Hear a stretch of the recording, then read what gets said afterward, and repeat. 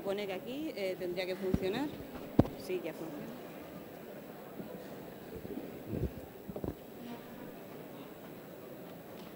¿Sí?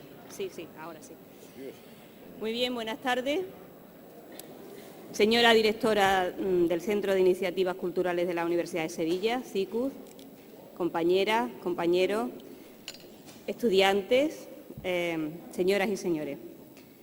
Debo comenzar reconociendo que resulta un tanto difícil resumir en unos pocos minutos, en pocos, poquísimos, la intensa vida investigadora, académica y personal de quien en estos momentos nos reúne.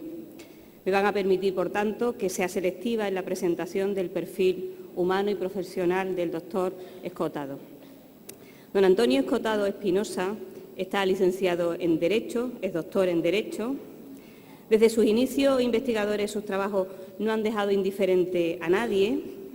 De hecho, su tesis sobre Hegel fue controvertida, tanto que peligró su lectura y su defensa, aunque cuando se editó en 1972, con el título La conciencia infeliz, ensayo sobre la filosofía hegeliana de la religión, consiguió con ella el premio Nueva Crítica.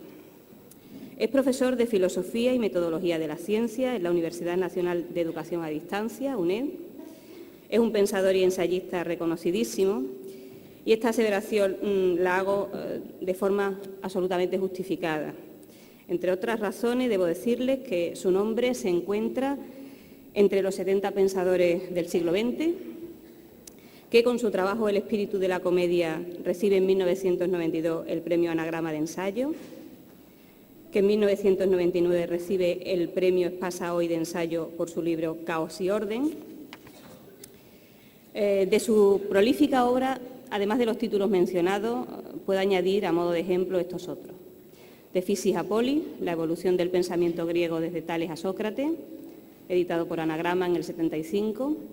Majestades, Crímenes y Víctimas, de 1987, con el que plantea los límites entre la moral y el derecho. Rameras y Esposas, 4 mitos sobre el sexo y el deber, editado en 2003, y donde reflexiona y promueve la crítica sobre el catálogo de responsabilidades que suelen estar aparejadas al género. Los enemigos del comercio, editado en Espasa en 2007, es uno de sus últimos libros, 2008. También es un reconocido traductor. Solo una persona muy cualificada puede traducir a Newton, a Hobbes o a Jefferson. De él se ha dicho que es la persona más experta sobre la historia de las drogas que existe en el mundo, y también esta es una afirmación con argumento. Su trabajo titulado Historia General de las Drogas, cuya primera edición es de 1989, recoge en casi 1.550 páginas una rigurosa investigación sobre ella. Dicho trabajo ha sido reeditado más de 20 veces y ha sido traducido a diferentes idiomas, como el inglés, el francés, el italiano, el portugués, el búlgaro o el checo. Puedo decirles también que no es fácil encontrarse con hombres públicos que hablen de su vida privada, que parece que es un estilo que marca más a las mujeres. Sin embargo, el doctor Escotado lo hace hablando de sus 7 hijos, de su deseo en aquel momento de la entrevista de ser abuelo, ahora ya sé que es abuelo de 4 nietos, o de su separación matrimonial, y lo hace con total naturalidad y poniendo un toque de sensibilidad y de sentido común. Por esto, quizás me parece que es una persona que posee un estupendo y sanísimo sentido del humor, esperable en alguien que ha vivido tanto, que ha estudiado tanto, que ha pensado tanto y que ha sabido también contar lo que ha vivido y lo que ha sentido. Es capaz de reírse de sí mismo cuando reconoce que existe una pregunta que nunca le han hecho, a pesar de ser un hombre muy requerido por los medios de comunicación. Nadie le ha preguntado por su salud, reconocía hace tiempo, después de que ha experimentado en su intensa trayectoria vital muchas cosas. Y añade, y son palabras textuales, «Hombre, yo debía haberme muerto hace bastante tiempo. Nunca me imaginé que llegase a tan viejo y a tener tanta ilusión por continuar conociendo, preguntándome cosas y seguir queriendo». Me tomo la licencia de utilizar el siguiente símil. Igual que los 10 mandamientos de la Iglesia Católica se cierran en 2, supongo que algunos de ustedes lo recuerdan, La buena vida para nuestro invitado se cierra en 3: una dieta razonable, un arrepentimiento ante los excesos y mucho ejercicio físico. Él se define como psiconauta, como alguien que nada en el psiquismo, también como un curioso intelectual, como una persona que ha llevado una vida bohemia y libre. Él, como Neruda, confiesa que ha vivido. Se declara optimista y considera que la ignorancia es el mal del siglo, que además tiene una consecuencia perversa, el dogmatismo. Me parece un hombre coherente porque ha llevado sus ideas tanto a la esfera pública como a la vida cotidiana y, desde luego, retador, en el mejor sentido de la palabra. De hecho, cuando en alguna entrevista le han preguntado sobre cuál es el principal mal de nuestra sociedad, ha respondido que la falta de esperanza, la falta de entusiasmo y la falta de un sano desacuerdo con lo que hay. Creo que es una persona provocadora y sugerente, y lo es cuando plantea, y uso de nuevo sus palabras, demonizar las drogas solo nos ha hecho más inermes, más crueles para con nuestros semejantes y más idiotas en el sentido original. O cuando dice, el prohibicionismo en materia de droga es cada vez más un remedio que agrava el mal en lugar de evitarlo. Sus artículos de opinión para diversos diarios, especialmente para El País y El Mundo, dan buena cuenta de ello. Pero ese estilo comunicativo lo que demuestra, además de una forma de entender la vida y la ciencia, es su altura como docente. Antes de que se suscitara el debate sobre el nuevo papel que el profesorado universitario debe mantener en el nuevo marco de la enseñanza superior, debate abierto en los últimos años, el profesor Escotado ya ejercía como un provocador del pensamiento, de la curiosidad intelectual y del entusiasmo de sus estudiantes y de la propia ciudadanía. Así que, como pueden ustedes entender, es una suerte que la Universidad de Sevilla lo haya invitado y es una suerte que hoy esté aquí. Tiene la palabra el doctor Escotado.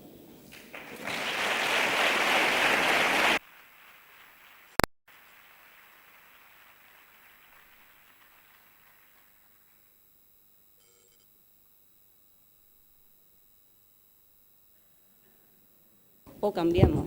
O cambiamos. Muy bien. Bueno, esto lo Sí. ponemos, sí. Vamos a ver. Muchas gracias por esta introducción. Y bueno, veo que son ustedes muy numerosos y que son fundamentalmente jóvenes. Esto me compromete más. Quizá esté acoplando el micrófono. No sé. ¿Me oyen ustedes bien? Sí, perfectamente. Bueno. La conferencia acopla, pero bueno. La conferencia tiene por título, que se le ha ocurrido ingeniosamente a los organizadores, llamarla Los enemigos de la realidad. A finales del año pasado publiqué el primer volumen de la obra que considero la obra de mi vida, porque es la única que, digamos, llevo trabajando 10 años en ella y a lo mejor me tomará todavía un par de ellos terminarla. Este libro se llama Los enemigos del comercio, de modo que la concatenación entre los enemigos del comercio y los enemigos de la realidad parece que es que les estoy a ustedes proponiendo que el comercio es la realidad. Esto sería bastante sencillo, quizás un poquito demasiado sencillo, dado que efectivamente estamos en una sociedad básicamente comercial.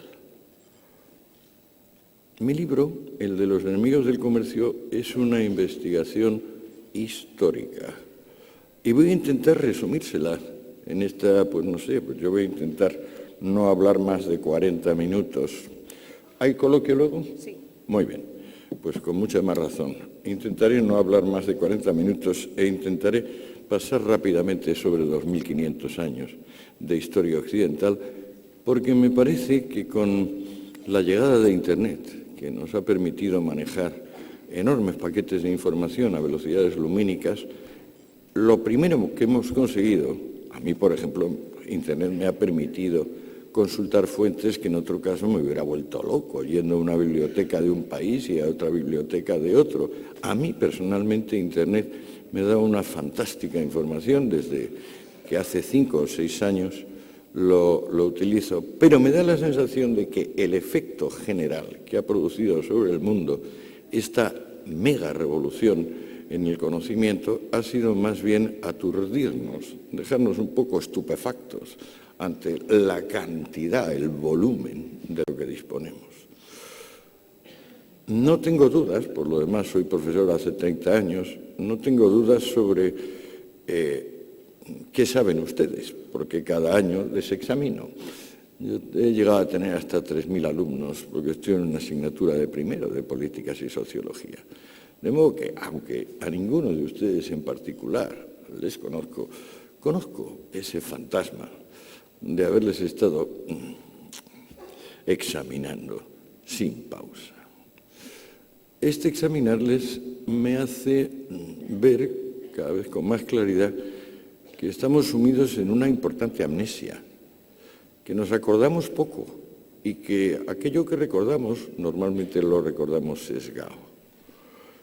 De modo que cuando me puse a escribir Los enemigos del comercio, fundamentalmente intentaba entenderme a mí mismo, autoaclararme, porque yo he sido más rojo que la muleta de un torero, o mejor dicho, rojo-negro, puesto que mi rojería tenía un poderoso componente anarquista. Ahora digo, pero ¿cómo es posible que yo haya sostenido cosas tan elementales, con tanta vehemencia, durante tanto tiempo? Bueno, ¿qué es lo que me faltaba entender de la historia de mi especie para poderme entender a mí mismo? Bueno, no me había dado cuenta de que llevamos unos 2.500 años litigando con dos modelos básicos de sociedades. Una podríamos llamarla clerical militar o sublime, y otra la podemos llamar comercial, industrial o prosaica. El ejemplo más antiguo al cual podemos remitirnos para hacernos una idea es el de Esparta y Roma. Me imagino que bastantes de ustedes habrán visto la excelente película 300, donde se cuenta la historia de Leónidas en la batalla, en el combate que libra con la Segunda Guerra Médica, no, la primera, no, la segunda, con Jerjes. ¿Qué era Atenas? Ustedes recordarán que Atenas, pues claro, es la patria de Platón, de Aristóteles, del arte, de la arquitectura. Sin embargo, Atenas es básicamente una sociedad comercial. Atenas empezó exportando, cuando consiguió ya un cierto nivel importante de producción, aceite, vino y cerámica. El gran legislador ateniense, Solón,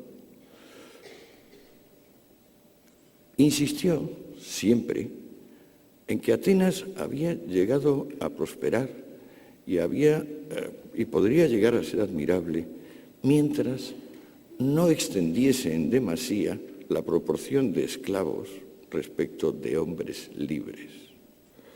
Este es el eje de mi exposición. La proporción, va a ser el eje de mi exposición, la proporción que cada sociedad tiene en cada momento de esclavos en relación con hombres libres.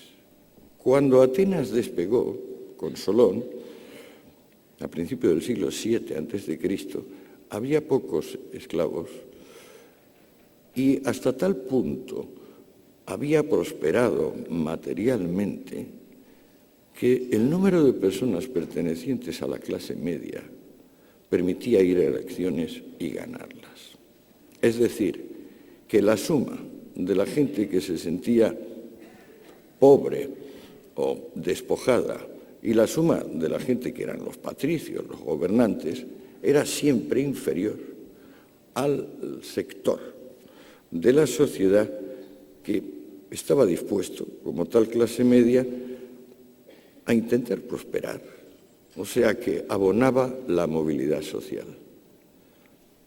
Como gran rival tenía a su vecino Esparta, que era una sociedad típicamente clerical militar, sublime, que vivía y vivió 4 siglos de explotar al pueblo mesenio,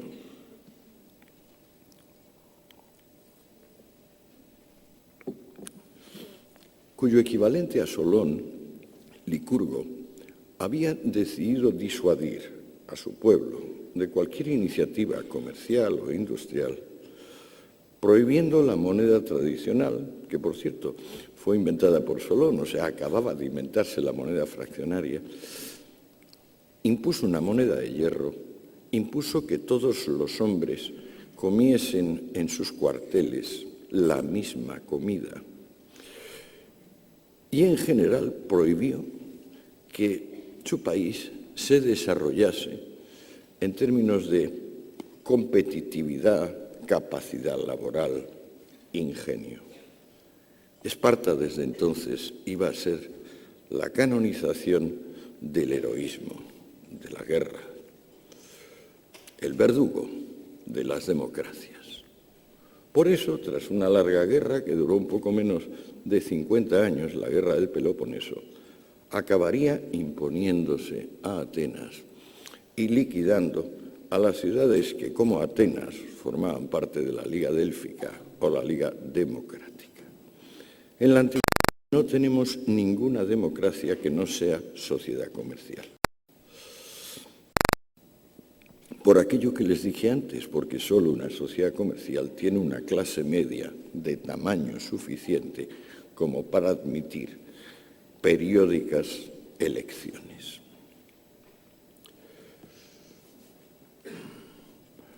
Los persas, los espartanos, que suelen aparecer como gentes de honor, por ejemplo en la película 300, la película omite el interesante detalle de que mientras Leónidas peleaba con los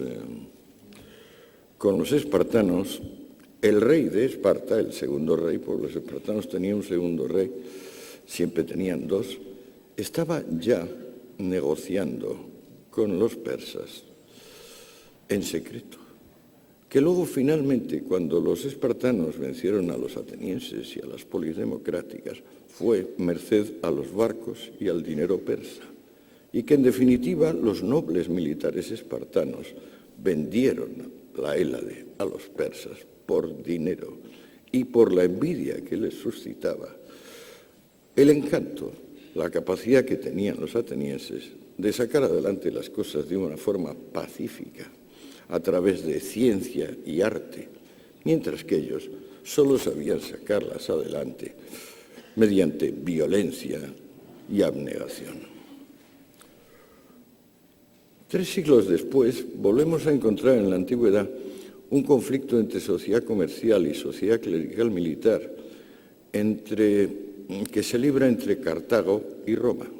Roma es una sociedad muy parecida a la espartana, no tan brutal ni tan tosca, pero muy parecida en el sentido de que es la canonización del amo. El romano no sabe vivir sin esclavos. Y los cartagineses, aunque eran desde luego mucho más salvajes que los atenienses y que las demás ciudades democráticas griegas, eran un imperio comercial, que como los griegos creaba colonias, normalmente costeras, para comerciar con los pueblos de cada lugar. Ya los griegos sembraron un imperio comercial que iba desde el Mar Negro hasta Gibraltar. Y los cartagineses, digamos que reanudaron la gestión de ese imperio fundamentalmente pacífico, basado en el intercambio de cosas. Roma, naturalmente, igual que Esparta, tenía un único y principal mercado, el de esclavos. La compraventa de esas herramientas humanas, de esos infrahumanos, que digamos para todo, salvo para obrar sin instrucciones del amo y para detentar propiedad. Ustedes también habrán visto muchas películas sobre Roma, ¿no? Y a lo mejor les da la sensación de que Roma fue, en la época imperial, a partir de Julio César y su sobrino Augusto, que es el momento más alto, una sociedad realmente próspera, vagamente parecida, por ejemplo, a la España de hace 50 años. Ustedes se equivocan si piensan semejante cosa. Vamos a ver. No tenemos en toda la historia de la literatura latina un solo dato que nos indique cuál era el salario de ninguna profesión civil durante los aproximadamente 7 siglos, que duran desde el ascenso de Roma hasta la desintegración del imperio. El trabajo en Roma lo verifican esclavos. Y sobre el precio del esclavo, ustedes podrían preguntarse, ¿cuánto vale un esclavo? Pues no vale poco. Apoyándonos básicamente en el Corpus Juris Civilis de Justiniano, que es un texto del siglo V-VI, de la era ya cristiana, sabemos 2 o 3 cosas bien concretas y bien útiles sobre los esclavos masculinos y femeninos de la antigüedad. Primero, que el factor juventud no era el determinante. El factor principal era si sabían leer y escribir y si tenían algún tipo de oficio. Llegaba a haber una proporción de 1 a 7, es decir, el analfabeto valía 1 y 7 valía el que tuviera precisamente instrucción en usos comerciales. Por ejemplo, el que supiese llevar una contabilidad, el que supiese establecer relaciones, contar. El esclavo joven, competente y, bueno, joven y bien competente, venía a valer lo que aproximadamente valen ahora la gama alta de BMW y Mercedes. Y iban reduciéndose hasta valer pues lo que un Opel Corsa o un Citroën de las marcas pequeñas. Esta mano de obra es la que mueve prácticamente a toda la antigüedad, con la excepción que les he dicho de Atenas y un poquito de Cartago, porque Cartago era también bastante esclavista. La consecuencia de que aproximadamente una persona no esclava trabajaba y 15 esclavos trabajaban, estos son los datos de Atenas después de haber perdido la guerra con Esparta, hacía que el dinero circulase mal y con unos altísimos tipos de interés. En la Roma republicana, antes de llegar César al poder, el interés del dinero era aproximadamente un 8% mensual. Si hacen ustedes la multiplicación de 8 por 12, verán que están por encima del 90%. Con esa insuficiente circulación monetaria, Roma vivió básicamente de conquistar vecinos. Y la gran tragedia que va a acabar con ese imperio es que los vecinos llega un momento que se acaban los vecinos ricos. La única forma el único vecino invadible, por ejemplo, son los tártaros o los de Mauritania. Y bueno, no sale a cuenta porque hay que mandar al ejército, que cuesta un dineral, porque el ejército romano es profesional desde tiempos de Augusto, cuesta un dineral y no sale a cuenta, no hay botín. Esa sociedad que, digamos, en tiempos de Marco Aurelio, hacia el 130 o así, ya tiene emperadores de una enorme dignidad personal, tecnócratas eminentes, justamente porque no puede ir peor, porque ya ha saqueado todo lo que tenía fuera y dentro y no sabe vivir del trabajo, no sabe inventar cosas útiles, cosas que los otros voluntariamente compren.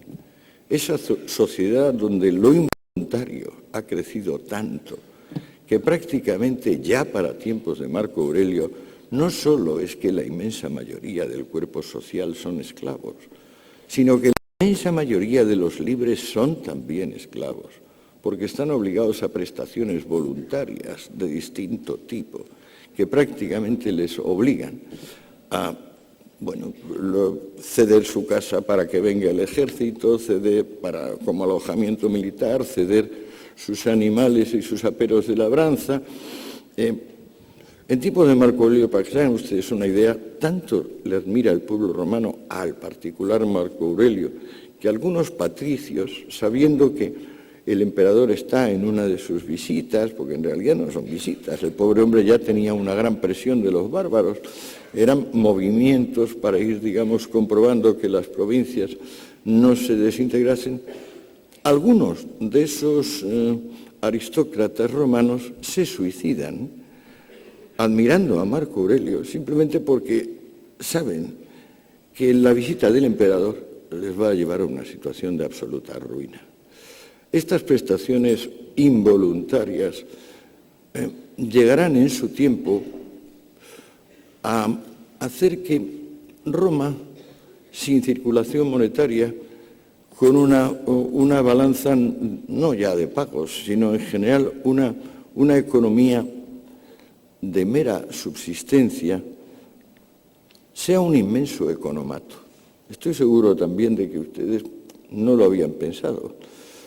Se piensa que el economato pues, es lo que hubo después de la Guerra Civil en España y que eso creó el extraperlo, que Cuba es un economato en el sentido de que la gente pues, recibe cosas gratuitas. Bueno, el invento del economato es un invento romano. En tiempos de Julio César, aproximadamente 500.000 de romanos recibían unas percepciones pues, que eran trigo, aceite. Cuando venía una buena casualidad, también se les regalaban hasta cremas para baños públicos, porque así de extravagantes eran los romanos. Pero el mundo romano, que las películas nos transmiten como fastuoso, mirado un poco de cerca, a lo que más se parece es a la picaresca española del XVI.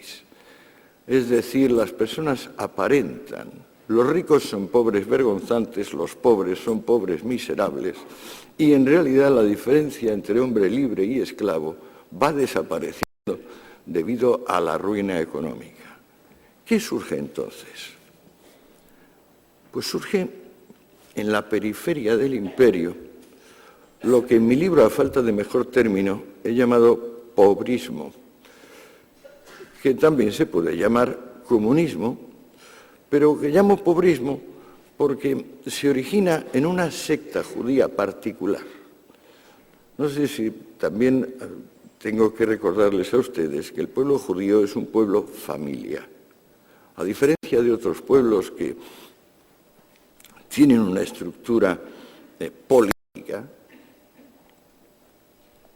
el pueblo judío es básicamente una estructura familiar. Cuando surgen los primeros comunistas en el pueblo de Israel, la secta esenia, el resto del pueblo está dividido en otras dos escuelas de vida, que son los fariseos profesionales y los saduceos, que son sacerdotes o gentes vinculadas con el orden sacerdotal. Anexionados a los fariseos están los levitas, que podemos traducir por terratenientes. Cuando aparece la secta esenia, viene con una interpretación concreta del séptimo mandamiento que dice que hurtar es comercial. O sea que el que practica el comercio roba a sus semejantes. Una interpretación original y que tendrá un enorme éxito cuando los esenios se conviertan en secta ebionita, porque entonces renuncian a a lo que aislaba al esenio, que es una obsesiva necesidad de pureza. Los esenios vivían ahí por Qumran, en valles desérticos, escapando como podían del contacto con cualquier otro, y tanto temor tenían a infectarse con la impureza, con la falta de virtud de los demás, que si, por ejemplo, un esenio de rango superior se le acercaba a menos de 1,5 metros, un esenio que no era tan puro, el primero debería empezar a descontaminarse con abluciones sin parar. Eso les obligaba a construir enormes aljibes en los lugares donde vivían, porque como al ser desérticos son lugares donde llueve una vez al año o dos, pero construyendo enormes aljibes podían tener el agua necesaria. Los esenios van a perder esa fobia de contacto, esa obsesión por la pureza, y se van a convertir en secta ebionita. Ebionim significa hombre pobre, secta ebionita, secta de los hombres pobres, que va a ser impulsada por dos primos hermanos muy elocuentes, Juan Bautista y Jesús de Nazaret. No necesito, de eso sí que saben ustedes, espero que la amnesia no haya cubierto tanto las hazañas de Juan y de Jesús, que predicaron no ya que el comercio era, sino que la propiedad privada era un robo y el comercio era. Ahí empieza, a mi juicio, el comunismo, porque se puede ver que los espartanos tenían algún tipo de comunismo militar. Incluso también había dicho que la casta gobernante no debería poseer bienes y debería tener, incluyendo las mujeres. Pero el verdadero comunismo, el que nosotros consideramos tal, el que reelabora Carlos Marx, ese es la enseñanza vertebra los evangelios. Allí se dice que hay oposición entre Dios y el dinero, que un rico no podrá entrar en el cielo, igual que no puede pasar un camello por el ojo de una aguja. Y, yo resumo el programa pobrista en mi libro en 15 páginas de frases del Evangelio. No puedo entrar en eso, porque ya se nos echa el tiempo encima. Vamos a ver dónde estábamos. Sí. Si coordinamos la aparición del mensaje comunista con la desintegración material del Imperio Romano, tendremos una inyección de entusiasmo y de energía de tipo exclusivamente espiritual. Como con los cristianos viene el amor al más allá y el desprecio al más acá, la preocupación que sentía el ciudadano romano ante la desintegración material de su mundo se interrumpe, porque lo que se quiere es el otro mundo. Y así nos vamos a pasar por lo menos 1000 años esperando el juicio final. El juicio final es el acto básico donde, como dice el Evangelio repetidamente, Dios convocará a los ricos y a los pobres, castigará a los ricos y así los pobres quedarán enormemente satisfechos viendo cómo aquellos que habían disfrutado de las bondades de este mundo resultan castigados, y no ya castigados con la muerte, castigados al tormento eterno. Por entonces, el imperio tiene unas pequeñas dudas acerca de si va o no a cristianizarse, que se despejan pronto, debido a la propia crisis económica galopante. A partir de Diocleciano, que es el último César pagano, viene el Constantino, y al cristianizarse el Imperio Romano, aunque la crisis económica se sigue manteniendo, hay ese espíritu, ese entusiasmo del más allá, de haber encontrado al fin el camino, eso que se puede llamar, y que no encuentro otra palabra, que es la plenitud del pobrismo. O sea, la riqueza evoca náusea y la pobreza evoca respeto. Por entonces, claro, la única cosa que quedaba por saquear a los romanos eran los templos paganos. Y al cristianizarse el imperio, pues los 40 o 45.000 templos paganos que subsistían fueron expropiados y como tenían diversas cosas, entonces lo que hacían los césares era coger y lo que fuera de bronce fundirlo, lo que fuera de plata lo mismo, y si bueno, si había cosas de oro, mejor que mejor. Para entonces la circulación monetaria está interrumpida. La única fuente de dinero a partir de la cristianización es el turismo piadoso. O sea, son el que conecta distintas partes del imperio con Jerusalén. Ahora tenemos, por ejemplo, las excavaciones arqueológicas muestran que hubo un importante desarrollo de la zona en el sentido de regadío, embalses. Pero bueno, perderíamos quizás un poco el tiempo si entro en detalle. El imperio se está despoblando a toda velocidad ya desde tiempos de Julio César.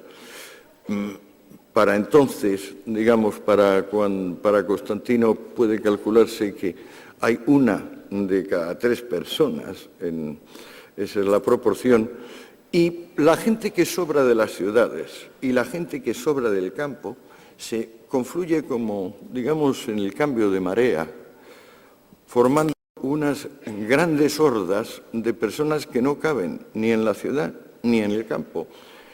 Origen de nuestra palabra vago, porque esas grandes hordas que llegaron a ocupar regiones enteras se llaman vagaudas y eran prácticamente el destino inevitable, vamos a decir, de la mitad de la población.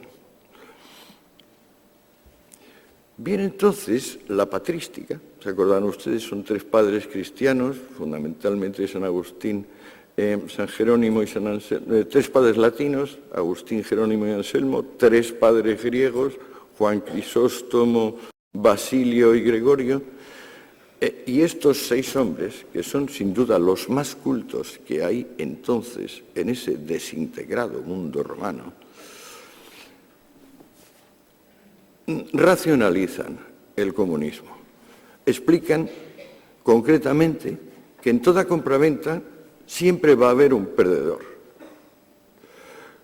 que el comercio crea una movilidad social mórbida, morbidus, dicen ellos, es decir, fúnebre, mortuoria, porque implica que los listos pues se sobrepongan a los parados, paraditos, digo mentalmente, ¿no?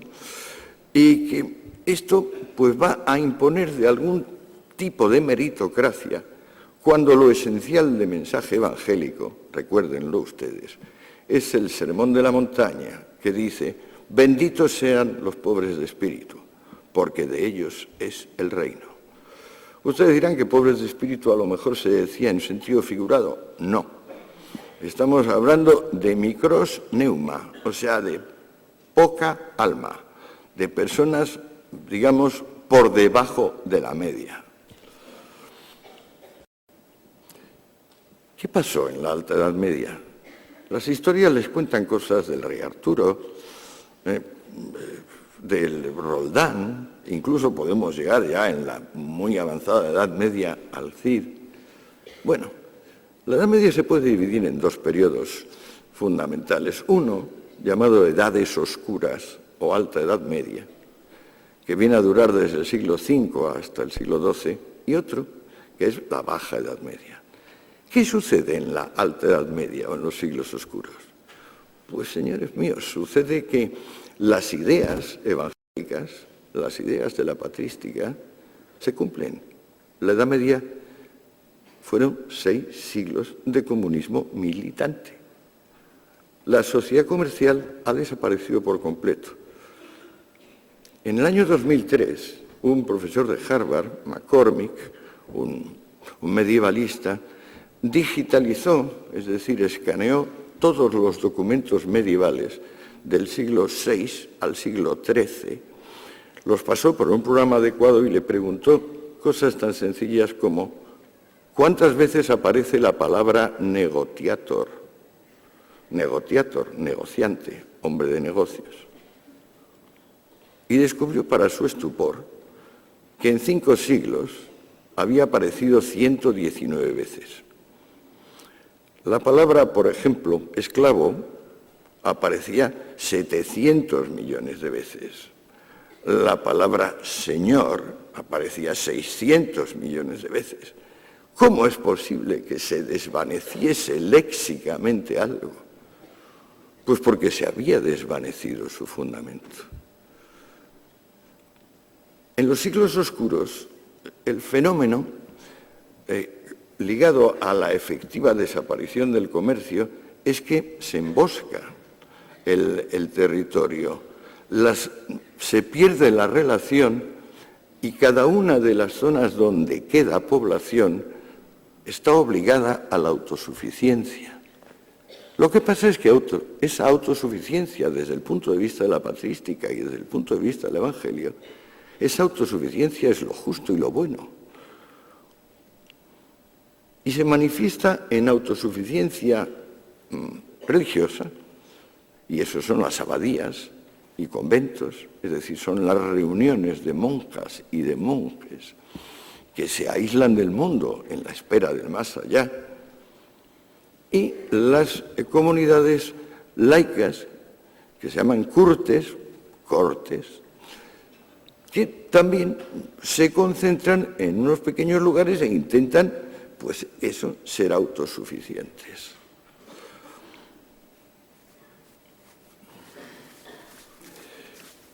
¿Cómo sale Europa de una situación donde había aproximadamente 60 hambrunas anuales y la enfermedad más difundida era la lepra? Todavía en el siglo XIII había 500 leproserías en Inglaterra. Imagínense ustedes las que podía haber en el siglo VIII. ¿Cómo sale Europa realmente de esa miseria?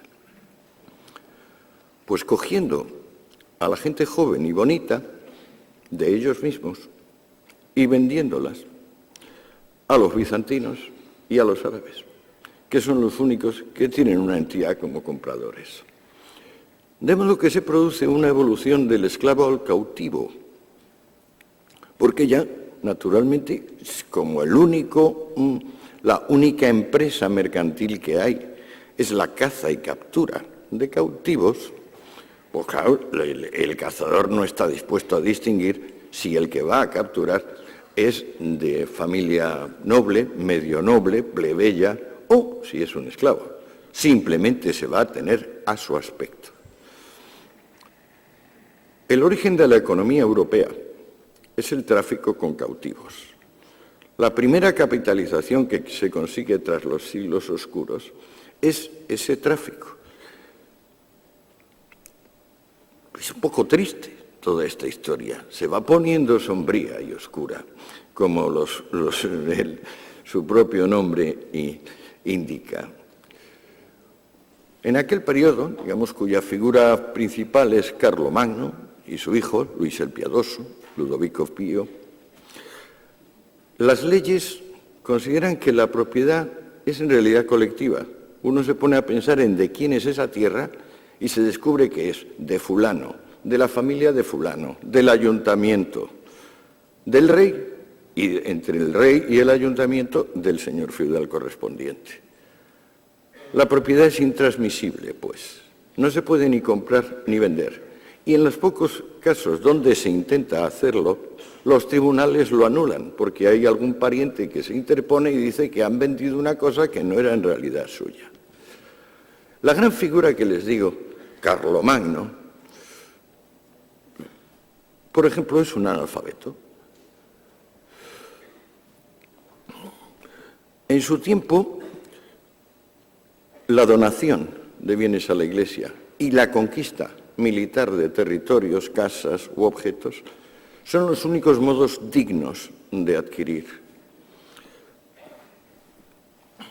El dinero es tan escaso, el dinero verdadero, porque hay muchísima falsificación, claro, que se tesauriza, es decir, se mete en anaqueles de los castillos o se pone en custodias de las iglesias o de las catedrales y se exhibe pues como ahora podemos exhibir una joya o un cuadro o una escultura. Tanta miseria hay en ese mundo que vive exclusivamente de vender a sus hijos e hijas a los árabes y a los bizantinos, tanta que no se puede mantener al esclavo. Al esclavo trabajaba por techo, comida y ropa. Pues bueno, ahora no hay forma de darle ni techo, ni comida, ni ropa. Reina tal miseria que hace falta seguir manteniendo a un dependiente, pero ya no se le puede pagar. Y esta evolución es la que determina al siervo. El esclavo se convierte en siervo y surge un nuevo rito que no conocían los griegos, la cultura grecorromana. En la cultura grecorromana, una persona, por el hecho de haber nacido en un territorio, era ciudadano de ese territorio. En la Alta Edad Media hace falta prestar un homenaje. Mannschaft es la palabra germánica para esto. Las personas no existen por el hecho de haber nacido. Para que puedan existir y ser reconocidas como algo distinto de una alimaña, un jabalí o una patata, es necesario que se arrodillen y le digan a otro: soy tu hombre para siempre. Si el otro lo acepta, le dirá que se levante y le dará un beso en la boca. Es curioso que en ese sentido eran bastante personalistas los medievales, sí. Pues bueno, a este horror, donde el 90% de la literatura se dedica a vidas de santos, donde los objetos venerados son reliquias de mártires, donde los dioses son los santos, es decir, se ha restaurado el politeísmo, donde la propiedad se ha coagulado y no se pueden hacer intercambios, donde hasta en las altas clases las racias de los cazadores de cautivos hacen estragos. En ese mundo aparecen dos cosas que funcionan como ganzúas para abrir la puerta que la sociedad clerical militar le había cerrado a la sociedad voluntaria. Una es una manera rápida, muy rápida, de desplazar cualquier tipo de propiedad: la letra de cambio.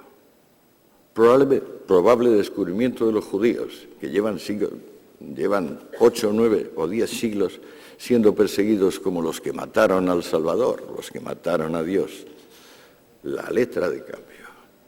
De una forma secreta, implacable e ilimitada, la propiedad se puede transmitir. Segundo invento o ganzúa, una contabilidad realmente científica, en vez de ese cuento de dedito de que pues yo tengo tanto porque he acumulado, pero bueno, ¿cuánto va a gastar o cuánto? Esa contabilidad que llamamos científica o de partida doble, la inventa un monje, Luca Pacioli, porque entonces prácticamente las únicas personas que tenían instrucción eran los monjes.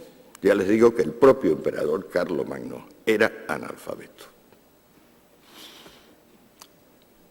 Al mismo tiempo que la letra de cambio y la contabilidad de partida doble, quizás un poco antes para ser exactos, unos hombres denodados se niegan a ser siervos y, tomando una conducta parecida a la de los bandoleros, forman caravanas que deben acorazar con ellos, con sus espadas y sus cotas de malla, y ayudados por soldados que prefieren eso a participar en las guerras privadas, que es lo habitual de la vida, crean las primeras relaciones terrestres de un lugar a otro. Esos caravaneros heroicos, en su tiempo, por ejemplo, Carlomagno o su hijo Luis el Piadoso les consideran personas nefastas porque son negociadores y hacen sus caravanas intentando ganar dinero. Y si uno lee las capitulares de Carlomagno, de Ludovico Pío o la de sus sucesores, veremos que justamente eso, el lucro, está prohibido. A pesar de todo, los caravaneros consiguen desbrozar una Europa que se había emboscado completamente. Y el resultado de su acción es que tienen que hacer estaciones, altos en su camino. Esos altos en su camino son los burgos. ¿Qué son los burgos? Pues bueno, las entidades de población se habían ido reduciendo a nada. De repente, de esa nada, empiezan a emerger las ciudades.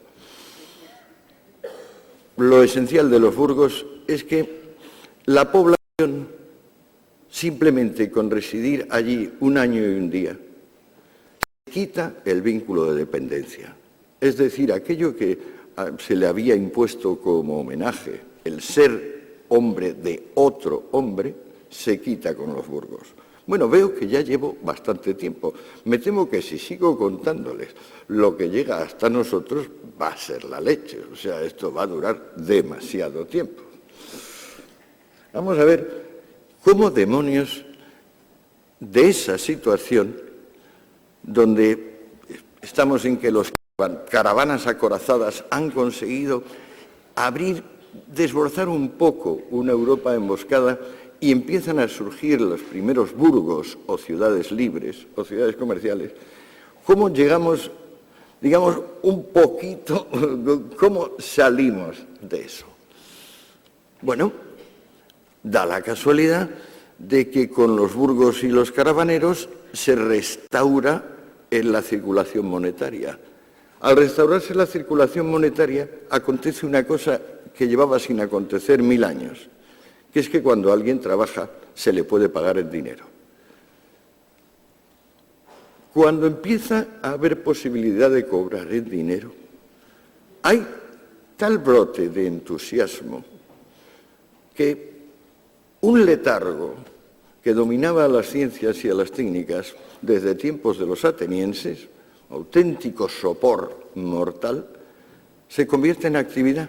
Y entonces, empezando por el molino, que es un descubrimiento de esa época, prácticamente todo el campo del obrar humano se multiplica y galvaniza. Con la circulación monetaria se restaura el ideal de sociedades autogobernadas en vez de sociedades jerárquicas en el estilo clerical militar. El momento fundamental de cambio coincide con lo que ustedes llaman, la reforma y la contrarreforma.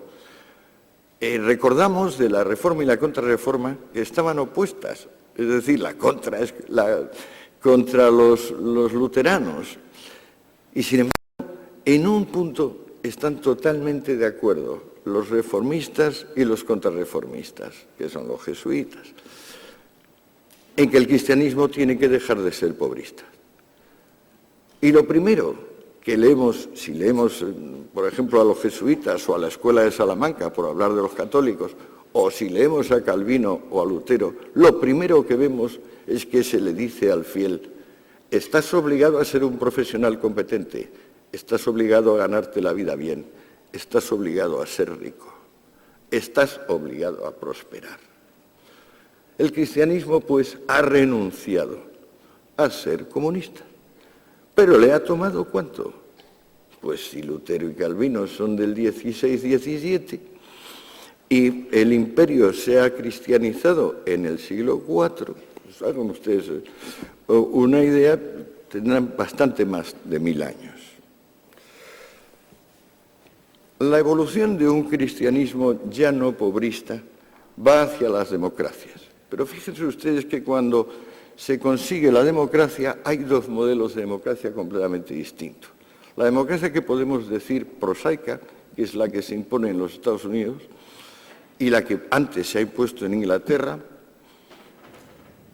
corresponde con la democracia que yo me gustaría llamar patético-enfática o sublime, que es la que va desde Rousseau en adelante. O sea, la Revolución Francesa. Y más concretamente el periodo del terror de la Revolución Francesa.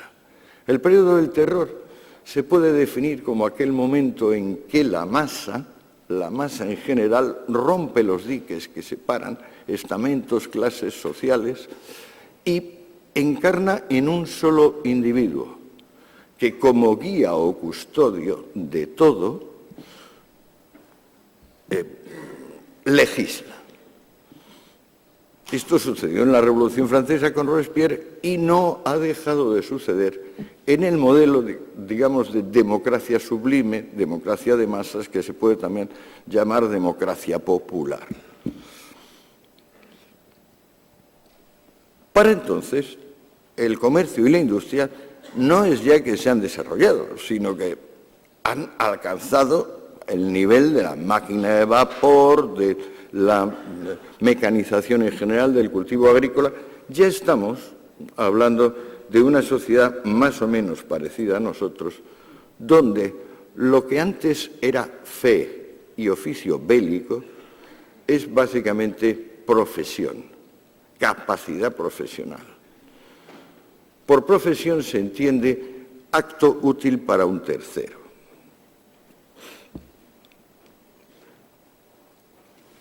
Y ahora les puedo dar una sugestión verdaderamente estimulante. En 5 minutos termino. ¿Por qué ha vencido sin convencer el capitalismo?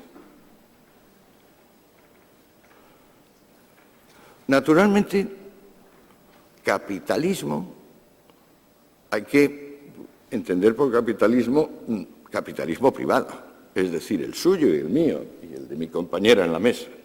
Porque capitalismo, en el sentido de que el emperador o el pontífice máximo es propietario de todo, eso es tan antiguo como el hombre. O sea, el emperador de la China es el propietario de todos los bienes chinos, y el emperador de Roma es el propietario de todos los bienes romanos, y el emperador de Persia el propietario de todos los bienes persas. En realidad se puede decir que mientras la propiedad no se distribuye y se multiplica, no solo no hay capitalismo, sino que no hay industria en general.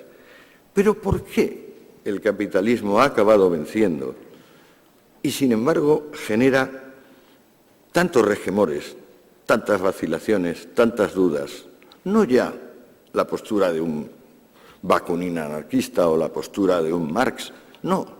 Porque a cada uno de ustedes, incluyéndome a mí, hay un punto donde reconocemos que el capitalismo nos ha hecho salir de la miseria y de la barbarie, pero a pesar de todo nos parece bárbaro y miserable.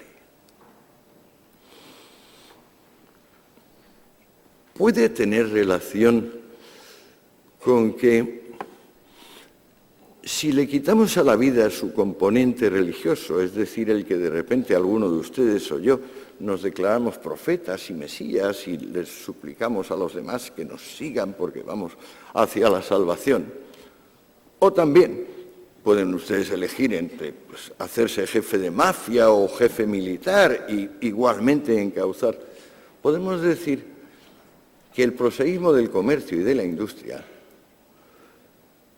pone a la gente en su lugar de una manera un tanto extraña.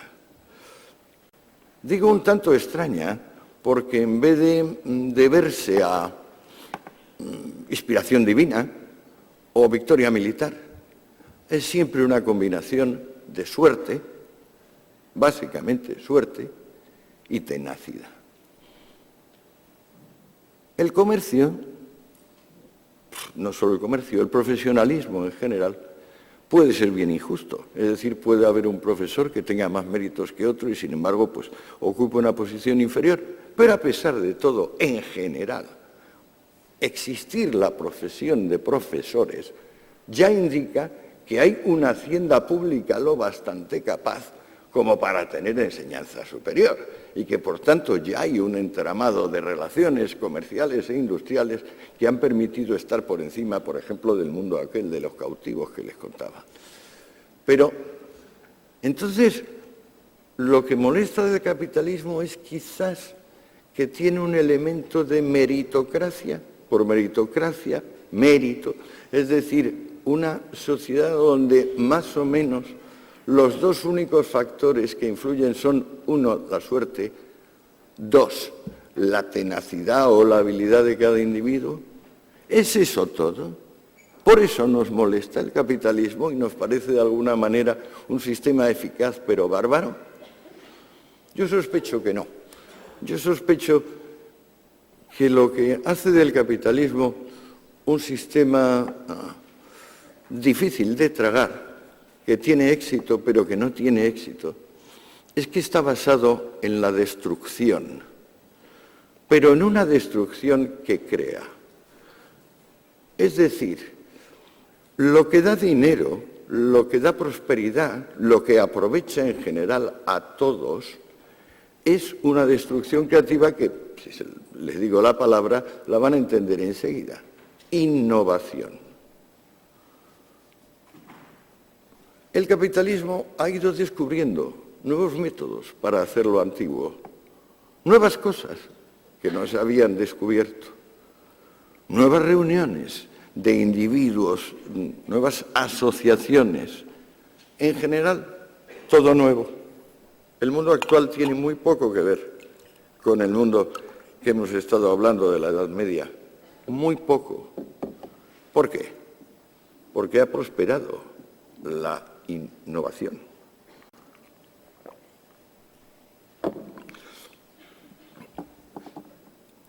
Ahora disponemos de estadísticas suficientes para promediar el aumento de la renta per cápita en los últimos 250 años.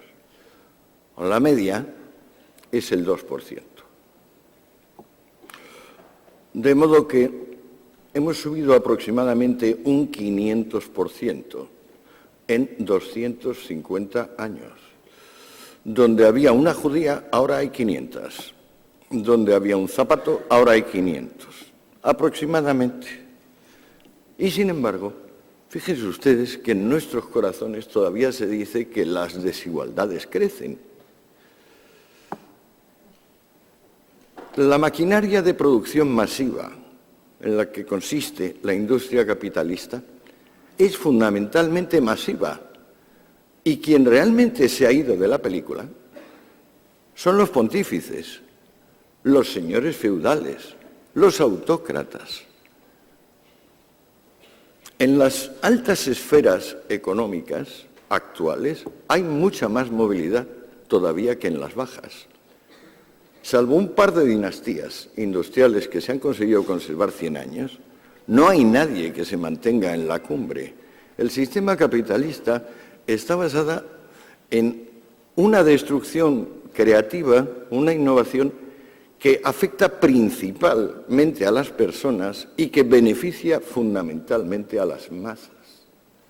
No queremos ver esto. ¿Por qué no queremos ver esto? Yo me lo he preguntado a mí mismo, porque naturalmente es sondeando mi corazón donde he encontrado estas extrañas paradojas. Pues bueno, a mí me parece que tenemos una nostalgia del amo y del siervo, y que con el capitalismo privado se han acabado los amos y los siervos. El siervo, según el cristiano, según San Pablo, está más cerca del cielo que el amo. El amo, bueno, el mero hecho de ser amo significa que es superior. Tenemos motivos para querer la tranquila vida del siervo y más motivos aún para querer la superior vida del amo. Hemos llegado a una cultura donde eso ya no existe.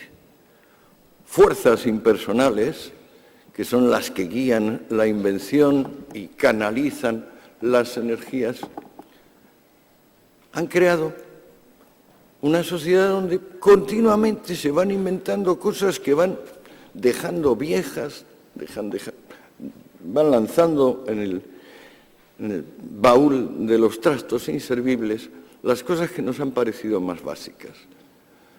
Da un poco de susto. Es un poco escalofriante. Pero si lo que queríamos era tener más de todo, empezando por los paquetes de información a velocidad hiperlumínica que da Internet, y terminando por el subsidio de paro, nunca, jamás ha habido nada ni remotamente parecido a la plenitud del presente, y concretamente a la plenitud del presente en la órbita occidental. El fenómeno de la globalización lo ha expandido todavía mucho más, porque claro, si antes las locomotoras habían sido Alemania o Japón, la locomotora de los últimos 20 años ha sido China e India. Y eso, claro, ha incrementado todavía mucho más la renta per cápita, porque cuando hablamos de economía deberíamos siempre, digamos, reconducir esas magnitudes a renta individual. Fíjense ustedes la recesión actual. ¿Cuántos piensan que la recesión actual tiene... ¿Saben ustedes lo que le digo? Si entramos en la recesión actual, me voy a tirar media hora. Sí, lo dejamos con lo que les he dicho hasta ahora. Les agradezco la paciencia, porque es que tengo demasiadas cosas, demasiados datos, y entonces me atranco yo mismo. Discúlpenme por lo denso de esto, y si en la medida de lo posible guarden como fruto de lo que he dicho esta extraña paradoja de triunfar sin convencer, que le toca a nuestro sistema político y social. Gracias.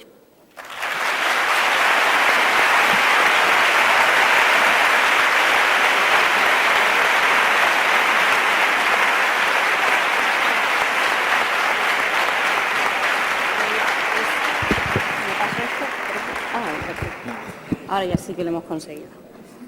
Bueno, pues se abre el debate. Preguntas que quieran hacer.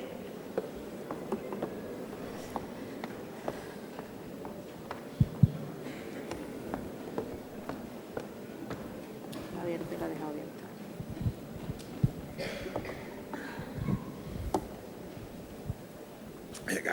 Buenas tardes. Está bien. Buenas. A la vista de estas paradojas que usted ha puesto también de relieve, ¿no es posible que el problema actual pueda ser eso a lo que aludía al principio de Solón, de que se ha perdido el equilibrio entre la gente que se siente libre y los que se sienten esclavos? Sí, desde luego.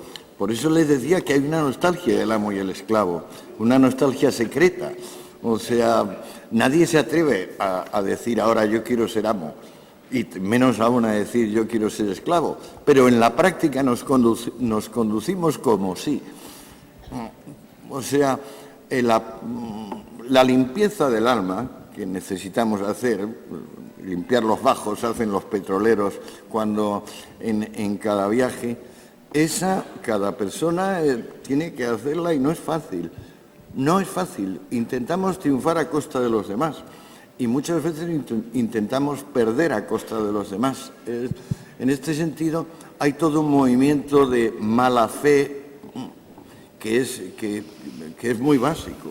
O sea, cualquier psicoanalista, digamos, confirmaría mi opinión. O sea, los sillones o las sillas de los consultorios psicológicos, psiquiátricos y psicoanalíticos contienen en gran medida personas que querrían ser amos o querrían ser esclavos, pero en realidad les ha tocado una realidad donde dicen, no, mire usted, es que esfuércese y a lo mejor con suerte conseguirá usted lo máximo que se puede conseguir en la vida, que es el respeto de nuestros vecinos, porque es que más no hay. Y el que diga otra cosa, bueno, pues, también habrá alguno que espere ir al cielo y tener, pues, como puede leerse la Divina Comedia del Dante, la parte referida al cielo y pensar en que lo va a pasar muy bien ahí. Pero yo creo que ha llegado un momento donde las ilusiones, las esperanzas humanas se han contraído mucho. Y al contraerse tanto, pues, claro, nos tenemos que centrar en que todos somos mortales, que la dignidad se va a demostrar en el momento de nuestra muerte, básicamente, y que lo único superior a ser amado es poder conjugarlo en activa, amar. Pero, caramba, todo esto está bastante jorobadito. Y hay mucha mala fe, mucha mala conciencia, mucha utilización, digamos, de victimismo. Lo más triste de esta película es el victimismo. Pero, digamos, eso es lo que alimenta las consultas psiquiátricas. Sí. ¿Más preguntas?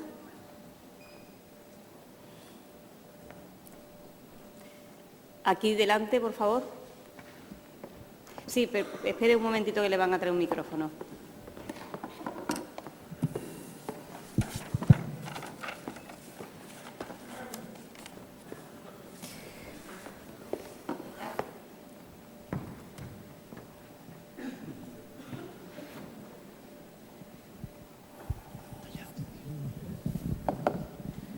Yo te quería hacer dos preguntas como profesor de filosofía.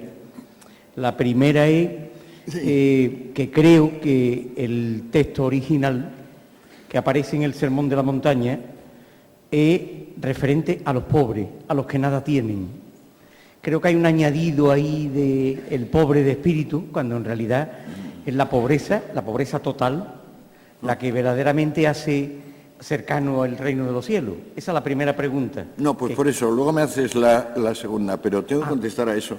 Tanto me ha preocupado que para hacer Los enemigos del comercio y esa sección, porque es completamente nuclear, digamos, la evolución, no he podido explicarla, pero, digamos, esa dinámica de discordia interna del pueblo judío que acaba llevando a las primeras formulaciones comunistas, que son las de los esenios, el Sermón de la Montaña, pues por supuesto, me lo he leído en diversas lenguas y para empezar en griego, que es donde está. No hay duda alguna de que el Sermón de la Montaña dice: benditos sean los pobres de espíritu porque de ellos es el reino.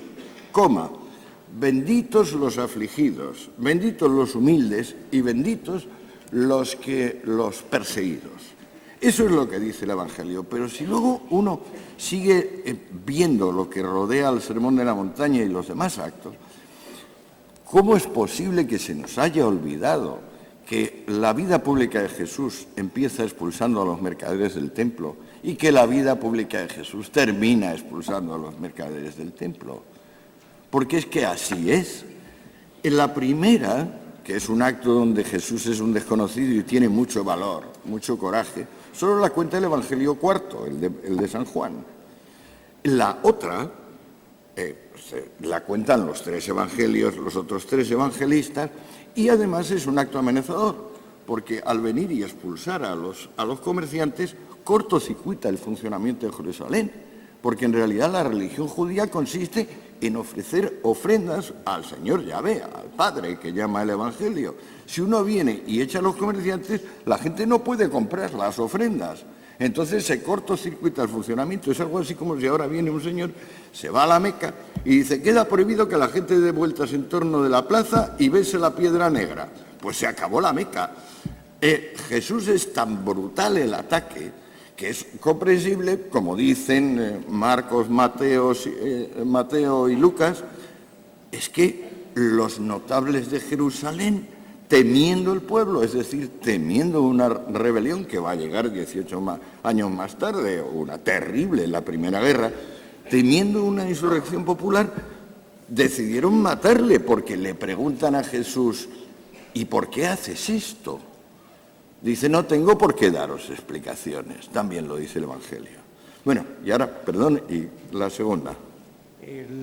Lo referente a la emigración, que por qué actualmente los países democráticos siguen utilizando a gran parte de los ciudadanos, si se pueden llamar ciudadanos, que no se pueden llamar ciudadanos desgraciadamente hoy, del tercer mundo como nuevos esclavos. Bueno, es que una dinámica de intereses. A nosotros, el que nos trabaje, pues es un señor de Ecuador o una señora de Rusia o una señora de Mauritania, nos interesa, pero les interesa mucho más a ellos. O sea, quiero decir, aquí hay una dinámica de intereses, pero es mucho más fuerte el interés que impulsa al inmigrante a venir a zonas prósperas, si nosotros lo conocemos, si España es un país de inmigrantes.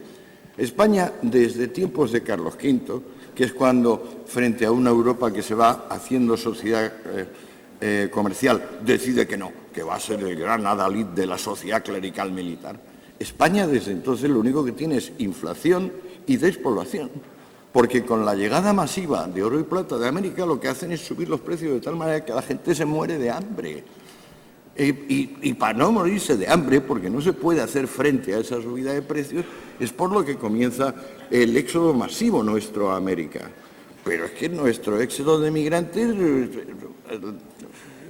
en tiempos de mis padres, y vamos, yo lo he visto todavía, voy para cumplir 70 años, cuánta gente estaba yéndose a Francia, a Suiza y a Alemania, y volviendo enriquecida, es decir, volviendo mejor de lo que había ido. Si esto es la verdad, lo que está pasando con la inmigración, digamos, de tercer mundo ahora a Europa, o a Estados Unidos, Canadá, o Australia, Nueva Zelanda, que son más o menos los focos de, digamos, de sociedad comercial. En nosotros, pues claro, todavía prospera la sociedad clerical militar, porque sociedad clerical militar es Corea del Norte, sociedad clerical militar es Cuba, sociedad clerical militar es Irán. O sea, son diferentes, o sea, tienen diferentes dioses y diferentes generales, pero los pontífices y los generales son los que llevan la sociedad. En cambio, nosotros hemos entrado en esa dinámica de innovación básicamente impersonal, anónima, imparable, que por un lado pasma por su eficacia y por otro lado estremece un poco. Yo comprendo que estremezca, o por lo menos a mí me estremece.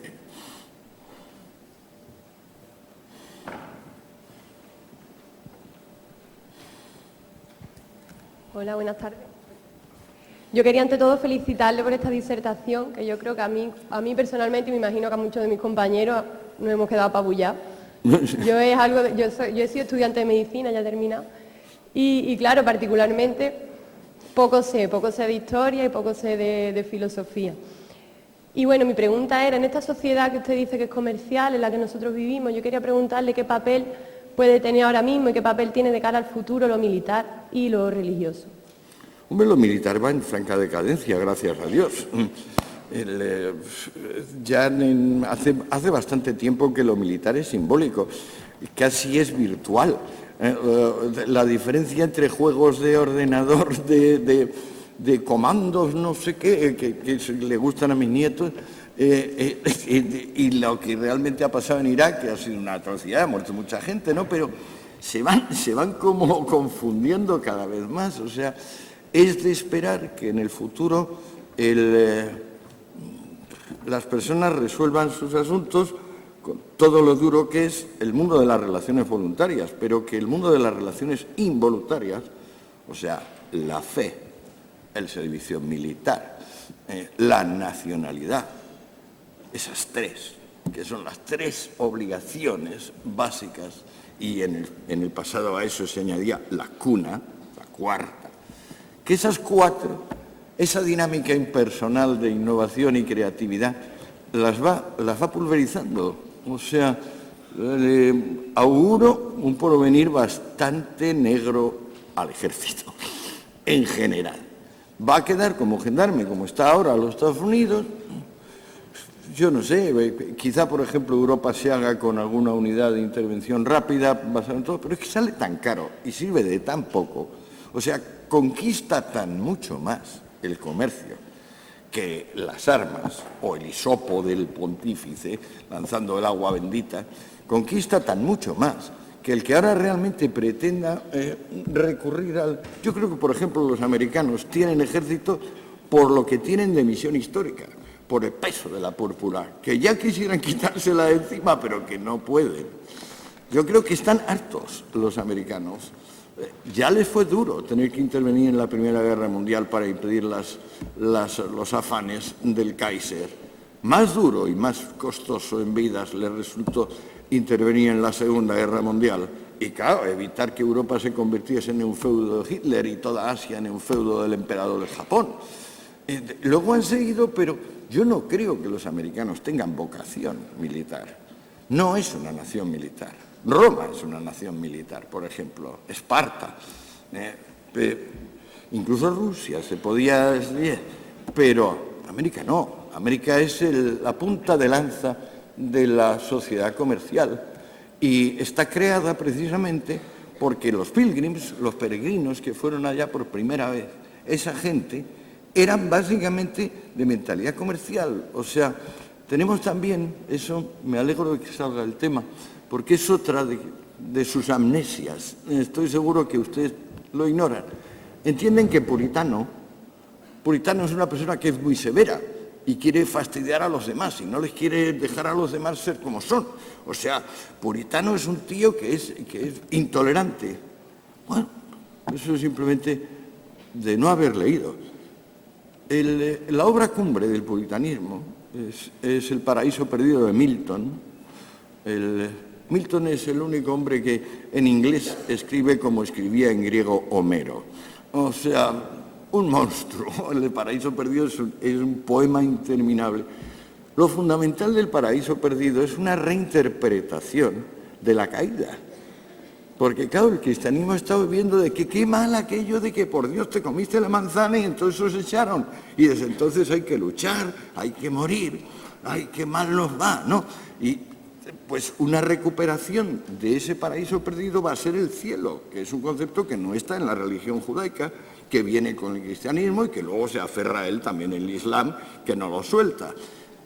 Pues Milton, el puritano, el supuesto intolerante, cuando uno lee El paraíso perdido, lo que dice el ángel Miguel a Adán, recién expulsado del paraíso, es: la serpiente tenía razón.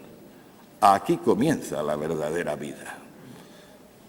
Eso quiere decir una reinterpretación total de la condena bíblica y de la idea de la vida tal y como se la planteaba el hombre en tiempos del amo y el siervo. Porque digamos que todo esto se podría resumir como la época del amo y el siervo y la otra. No tenemos suficientes elementos de juicio todavía para describir esa otra, a mi juicio. Solo sabemos que ya no es aquella. Sí. Hola, sí, se me escucha. Mi nombre es Pablo, estudio Historia y yo quería hacerle una reflexión acerca de lo que usted ha dicho de cómo el capitalismo, que nos ha dado este nivel de vida, sigue sin convencernos. Yo voy a lanzar esta reflexión para que usted aquí en público reflexione sobre ella, para que la redundancia. Es que el capitalismo, desde su creación, consolidación allá por el principio del 19 más o menos, hasta entonces ha atravesado dos fases. Una primera fase en la que vivía totalmente de explotar al obrero y una segunda fase que se puede considerar, desde mi punto de vista, después de la Primera Guerra Mundial y demás, que a través de años y años de luchas y conquistas sociales se ha vuelto un capitalismo más humano. Es lo que ha podido darnos el nivel de vida que más o menos una mayoría de la población ostenta hoy día. ¿Por qué no convence? Porque en su etapa inicial creó tanta desconfianza que, a pesar, con mucho trabajo, de habernos dado este nivel de vida, siempre hay que estar alerta, porque en cualquier momento, a la que nos descuidemos un poco, puede volver a sus orígenes. Y por eso el capitalismo, desde mi punto de vista, sigue sin convencer hoy en día. Sí, no, pero la verdad es que no es así. O sea, usted estudia historia, pero yo llevo 8 años monográficamente, todos los días, sin sábados ni domingos, porque no me lo descanso, intentando seguir en detalle esto, no en plan de fulano y mengana, sino los procesos mismos. El capitalismo, que se puede llamar salvaje, es decir, el previo a la seguridad social y a las prestaciones, ese capitalismo no está basado en explotar al obrero. Ese capitalismo está basado en que el obrero, al fin, es capaz de trabajar para sí mismo, mientras durante 2000 años estaba obligado a trabajar para el otro. O sea, el obrero es lo que nosotros llamamos empresario. Lamento, porque estoy seguro que es otra de las amnesias que les cubre a ustedes el sentido de la palabra empresario. El empresario trabaja por todos. El empresario trabaja 5 veces más que el empleado. Uno de los problemas que tenemos en el mundo actual es pensar que un mundo de empleados sería viable. No es viable un mundo de empleados, pura y simplemente no lo es. Ese es el fracaso del socialismo. del socialismo marxista. Que un mundo de empleados lo único que es una caída en libre de la renta per cápita.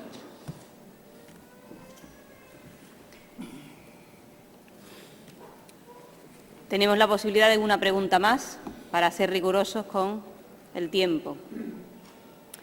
Bueno, pues 2 preguntas que han surgido, las últimas 2 preguntas. Bueno, vale, bien. Buenas tardes, yo soy Ángela, estoy estudiando psicología y mi pregunta era acerca no iba tanto como lo que usted ha dicho en la charla, sino más bien la entrevista que le hacen en el libro, que hace referencia al tema de la sociología. Y bueno, que usted dice que no piensa que exista la sociología como rama del conocimiento y se refiere también a la psicología. Y quería preguntar a qué se refiere con eso y por qué lo decía. Bueno, es que las ciencias tienen una dimensión disciplinaria que viene relacionada con la división del trabajo y se dice que se puede ser sociólogo y se dice que se puede ser psicólogo. A mi juicio, para ser sociólogo hay que ser psicólogo y para ser psicólogo hay que ser sociólogo. También hay que ser antropólogo y sobre todo hay que ser historiador. Y si no, pues uno anda de pamema en pamema, pero es el destino normal de los seres humanos. También es normal pretender, por ejemplo, yo qué sé, uno tiene como profesión ser animador cultural. Otro tiene como profesión elaborar programas de telebasura infantil, que esos son los que más me preocupan, los infantiles. Estos son nada más que frutos de la división del trabajo, que a su vez es un invento sin inventor, una organización sin organizador, es decir, un fruto de la libertad extraordinario que ha cambiado el mundo, la división del trabajo, pero aplicada a la esfera académica, la división del trabajo, es decir, que uno puede licenciarse en una disciplina y ya está. Pero bueno, eso es un camelo tan enorme como que, por ejemplo, el Sol gira en torno de la Tierra en vez de viceversa, a mi juicio.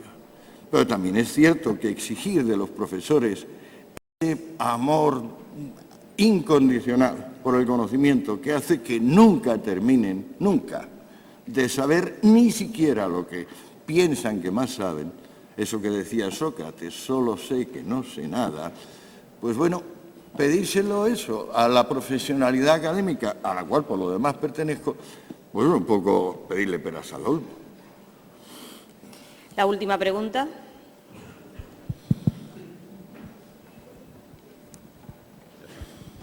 Hola, buenas tardes. Buenas tardes, mi nombre es Carlos. Ya que usted es capaz de hablar sobre su vida privada, hacerle 2 preguntas. Vaya por Dios. Sí. Vaya por Dios. No. La primera es, y creo que me la acaba de responder con este último comentario que ha hecho anteriormente, ¿cuál es el sistema que usted ha utilizado para hacer que su inquietud se mantenga viva, sea capaz de hacerla compatible con la pedagogía, con la didáctica y que no tenga finalidad en terminación, su inquietud por el conocimiento? Esa es la primera. Bueno, yo es que soy un poco neurótico. De pequeño, no sé por qué, soy hijo único, mi padre era escritor, mi madre era más culta que mi padre, concebí el proyecto de ser sumamente inteligente. Y no he parado. Y no he podido salir de eso. Y eso me ha obligado a esto y a lo otro y hasta que me muera. No, o sea, me lo he creído. Digamos, soy un neurótico de destino. Mi destino es la lucidez. Pero claro, antes más o menos, ya que me ha hecho esa pregunta, me conformaba yo con conseguir alguna ingeniosidad, hacer un libro más o menos ingenioso. Y así fueron mis libros, hasta este último. Ahora este último ya es implacable. Esto ya no, aquí no hay límite, aquí no hay límite en mi autoexigencia. Y pues bueno, a ver en lo que acabo, no lo sé. Pero claro, lo que no puedo es pensar que soy fiel a mí mismo y luego creerme la historia de que sé algo de algo. Bueno, pues podemos cerrar, dar por concluida la sesión. con el titular Mi destino es la lucidez.